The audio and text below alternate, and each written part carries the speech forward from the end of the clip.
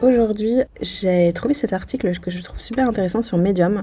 Le visage comme première interface, au sens premier endroit où on peut faire passer des messages, des communications, etc. Et donc ce qu'on peut en apprendre en tant que designer du visage. Ils appellent tout au long de l'article le visage comme l'interface originelle de l'humain. Et surtout, ce qui est super intéressant à noter, c'est que c'est le système le plus intuitif qu'on utilise et qu'on pratique au quotidien sans avoir à l'apprendre ou à le décrypter, même si parfois, bien sûr, il faut décrypter les émotions ou les signaux, mais c'est quand même globalement intuitif un visage. Ce qui est super intéressant à noter, c'est que c'est Darwin qui a dit dans un de ses manifestes au XIXe siècle que toutes nos expressions faciales avaient évolué comme des mécanismes de survie. C'était vraiment notre premier système de collaboration avant même les langages, les signaux, les écritures, etc. Et en fait, il y a d'autres psychologues ou chercheurs qui ont argumenté le fait que les expressions basiques, les émotions simples comme le bonheur, la tristesse, la colère, etc., sont des choses qui peuvent être reconnues à travers la plupart des cultures. Je dis bien la plupart parce que nous, dans nos cultures occidentales, on arrivera toujours à reconnaître de la tristesse, du bonheur, etc. Il y a quand même d'autres cultures un peu plus éloignées de la nôtre, où le sourire, par exemple, est un signe de tristesse, donc c'est pas non plus 100% universel. Et donc, ce que ça peut nous apprendre en termes de design, déjà, c'est que le visage humain est hyper efficace parce que la moindre micro-altération de notre expression faciale qui peut durer un millième de seconde peut communiquer à la personne qui est attentive une information claire et précise. Et nous, on essaye de faire ça avec des animations, avec des barres de progrès, avec des notifications, et ça marche jamais aussi bien que ce que fait le visage naturellement.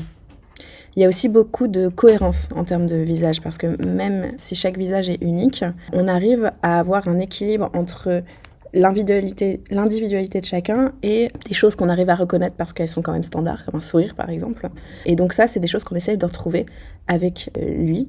On essaie de trouver cet équilibre entre individualité et standardisation, mais c'est pas toujours facile, et c'est un des gros challenges du design.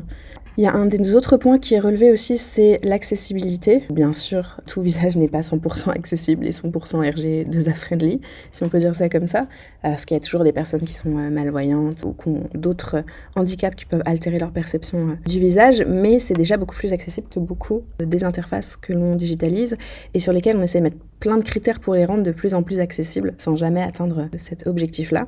Et ce qui est super intéressant à noter du coup, c'est qu'en fait, l'interface humaine, si on peut dire, donc le visage, n'est pas quelque chose que l'on apprend, mais c'est quand même globalement, dans la majorité des cas, quelque chose qui est inné. Et donc, dès le départ, même les enfants, les bébés arrivent à lire les expressions humaines sans avoir eu besoin d'onboarding, de formation ou de quoi que ce soit pour comprendre les émotions et les communications.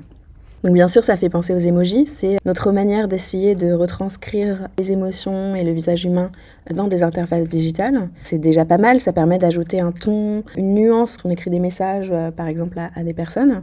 Mais bien sûr, on n'a pas toute la profondeur qu'on peut retrouver dans des vraies expressions humaines. C'est difficile d'en mêler plusieurs, de retranscrire autant de nuances que l'on peut retrouver sur un visage. Il y a aussi toutes les avatars, les images de profil qui vont dans ce sens-là aussi. Et on voit à quel point le visage est important dans notre vie de tous les jours et pour comprendre les communications et les émotions des gens, parce qu'en fait, les visios, quelque chose qui est avant assez peu généralisé avant le Covid, et même il y a les années avant ça, dans les générations précédentes, maintenant c'est vraiment indispensable. Toutes nos réunions, on les fait en visio. On aime quand il y a le visage des gens parce que ça nous permet d'avoir beaucoup plus d'informations sur ce que pense la personne, sur son ressenti, sur toutes les communications. Et donc on disait que les visages humains, donc c'est vraiment naturel, c'est une communication qui est vraiment innée pour quasiment tout le monde. En contraste, toutes les interfaces digitales, forcément, c'est des choses qu'on fabrique. Et donc on a choisi des codes, des représentations, on met en scène des choses, c'est pas spontané comme un visage. Et donc toutes nos interfaces en soi, c'est des marques où ça retransmet une marque, un message qui a été poli, qui a été filtré, qui a été travaillé. Tandis que le visage, bien sûr, on peut laisser transparaître de fausses émotions, on peut masquer des choses qu'on ressent, on peut essayer de le faire, mais c'est quand même beaucoup plus la vérité qu'une interface. On dit souvent que regarder dans les yeux de quelqu'un, c'est avoir une fenêtre vers son âme, son ressenti, je ne sais plus quelle est l'expression exacte, mais c'est déjà beaucoup plus véritable, si on peut dire ça comme ça, qu'une interface. Et donc nous, comme on fait des interfaces fabriquées, on a forcément des fois des risques d'aller plus dans de l'incompréhension que de la clarification, parce qu'on ajoute toujours des couches, des surcouches pour essayer d'être de plus en plus clair, mais en créant de la complexité et donc des risques de confusion. Donc c'est hyper compliqué à gérer, alors que le visage humain, lui, arrive à le faire de manière très naturelle.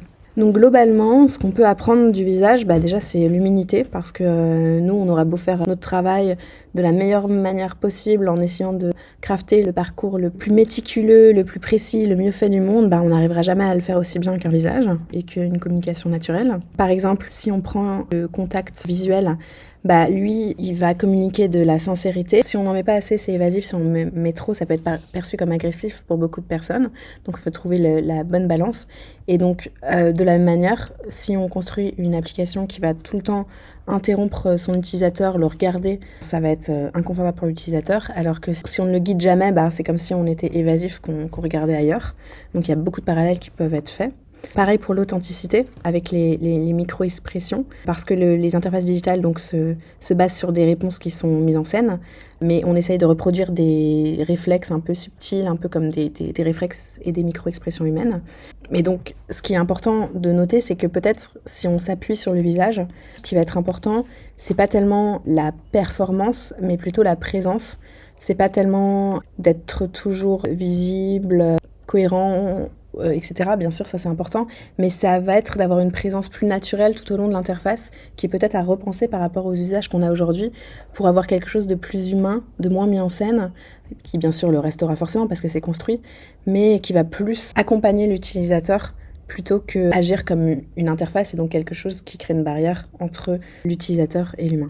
Et donc, ce qu'on veut apprendre de tout ça, c'est réussir à être clair sans trop d'instructions, réussir à donner du feedback sans délai, réussir à être cohérent sans être monotone, à être authentique sans agir comme une façade. Donc ça va être très compliqué, mais c'est des choses dont on peut s'inspirer et qui viseraient à rendre nos designs et nos conceptions aussi simples à comprendre et à prendre en main que le visage humain.